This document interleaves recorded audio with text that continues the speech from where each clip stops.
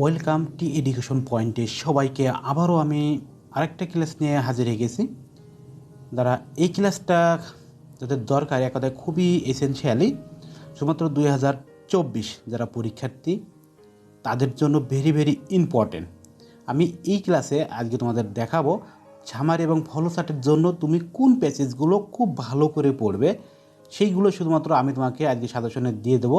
এইগুলো ঘুরে ঘুরে পড়বে, এগুলো বাইরে পড়ার দরকার নেই, জাস্ট শুধু দেখতে থাকো আর একটা স্ক্রিনশট দেবে। ফার্স্ট অফ অল দেখো, আমি তোমাকে যেগুলো সাজেস্ট করব এইগুলোই তুমি খুবই র্যান্ডমলিভাবে তুমি পড়তে থাকবে। প্রথম ফার্স্ট অফ অল দেখো, when a girl gets married, মানে অ্যাডোলিসনের প্যাসেজ থেকে সেটা নিয়েছে, এটা কিন্তু 100% ধরেছে আমি। মাই নেম ইজ আমেরিগো, পথ শিশুর যেই প্যাসেজটা, আর হাকালুকি হাওড় বা বুড়িগঙ্গা দুটো সম্পর্কে আসে, জাস্ট হাকালুকি হাওড় আর বুড়িগঙ্গা একটা পড়লে হবে।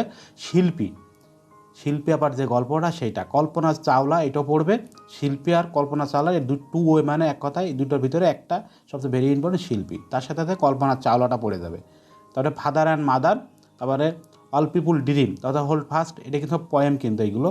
তারপরে সানডে টু ফাদার, জেরি ফক মিউজিক, কার্থ ওয়ার্ক ইন ইজ অ্যান্ড অ্যাপ্লিট ফ্রম অ্যাট দ্য আর্ট, মানে তোমার এই যে নকশি খাতার যে প্যাসেজটা ওইটা। তারপরে জাঙ্ক ফুড, তারপরে মেডিটেশন ইন আওয়ার টাইম।